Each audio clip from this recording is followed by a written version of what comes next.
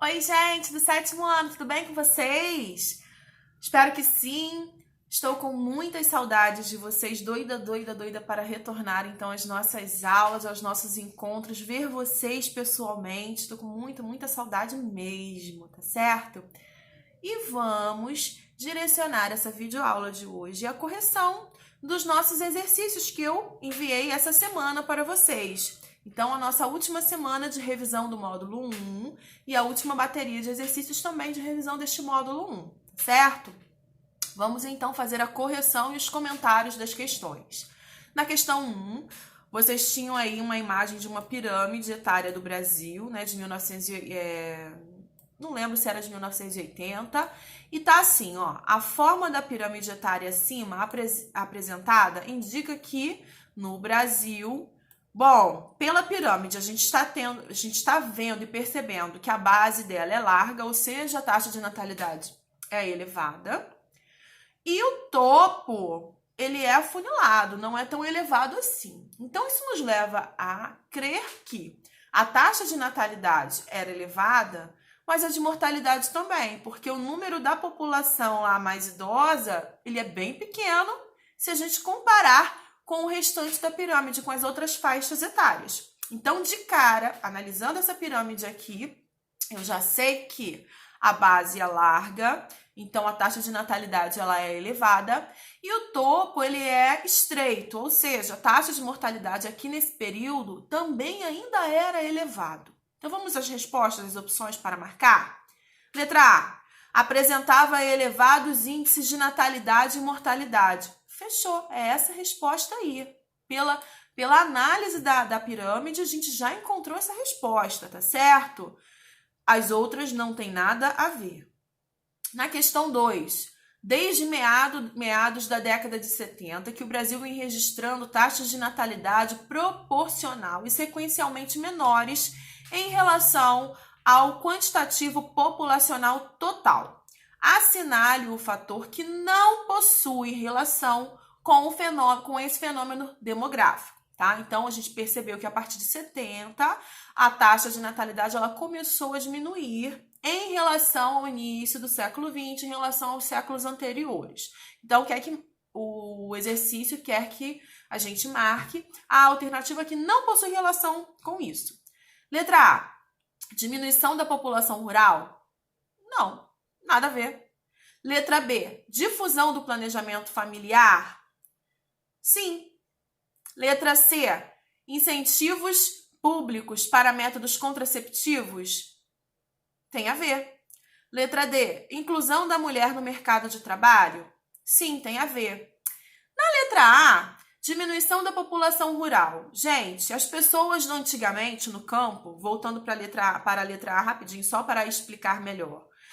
No campo, né, quando as pessoas trabalhavam, vocês lembram quando eu expliquei para vocês que no campo as pessoas tinham muitos filhos, porque no passado acabavam colocando também os seus filhos para trabalharem como mão de obra e aumentar a renda familiar? Então, esse processo vai diminuir com a diminuição da população rural. A partir da década de 70, o Brasil ele já não vai ser mais um país agrário. Na verdade, a partir de 50 isso começou a mudar. O Brasil já era um país urbano. Então, isso era um fato que contribuía também para essa redução da taxa de natalidade.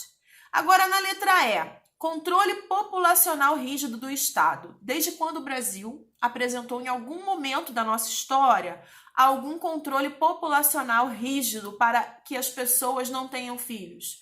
Isso aí a gente viu na China, a gente vê em outros países mais populosos, mas no Brasil nunca existiu esse controle rígido, né? Tanto é que ainda há pessoas que têm mais filhos. Meu caso, 3. Eu já estou fora do esquadro de uma população, de uma família normal, né? Assim, eu sempre falei isso com vocês.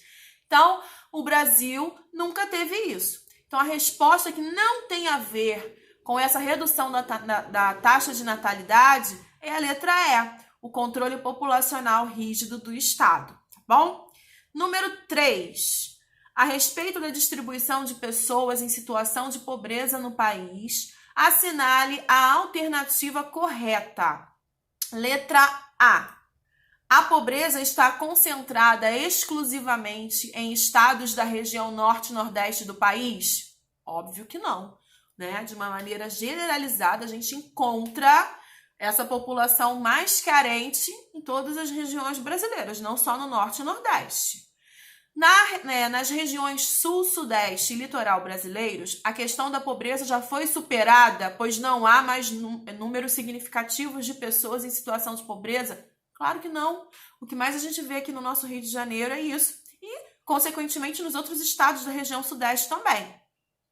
Letra C. Praticamente todos os municípios brasileiros, principalmente as periferias dos grandes centros metropolitanos, contam com pessoas abaixo da linha da pobreza. Resposta certa, a letra C.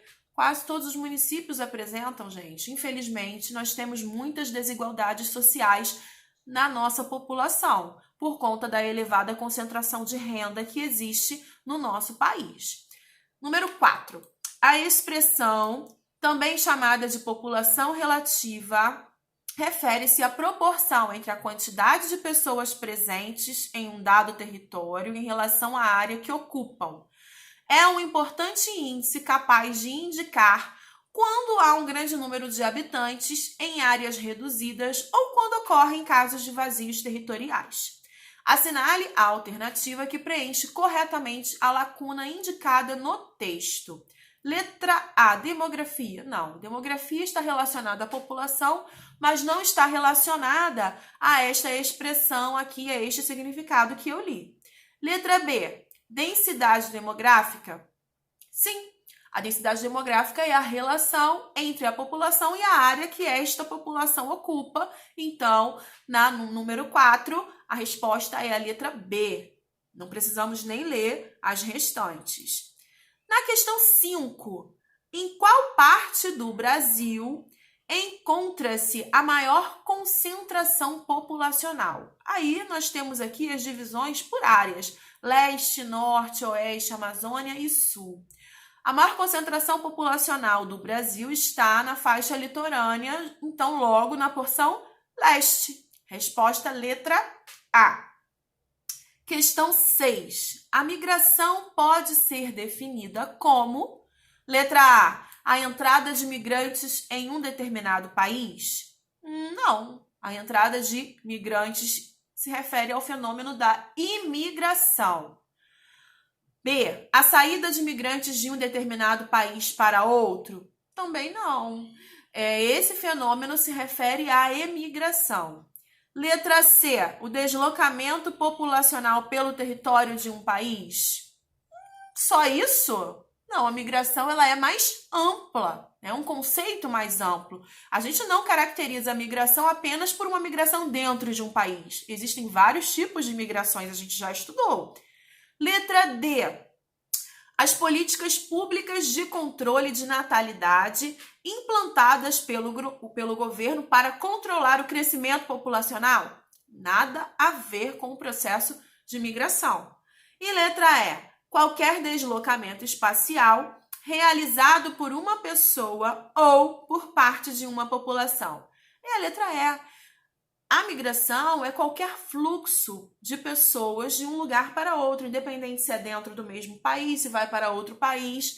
É o deslocamento de qualquer população, tá? Então, questão 6, letra E. Na 7, quando um indivíduo sai de um país em busca de melhores condições de vida, ele recebe o nome de emigrante. É a letra A. Resposta correta. Ele está saindo do seu país e indo para outro. Então, quando ele sai, ele é emigrante. Na 8, migração é o deslocamento espacial de um indivíduo ou de parte da população de um lugar para o outro. A principal causa da migração no mundo e no Brasil tem origem.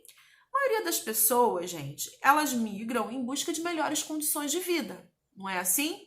Porque estão desempregadas e querem tentar a sorte, tentar a vida em outro país que tem uma economia melhor. Ninguém vai e migra para um lugar que tem uma economia pior do que o seu país.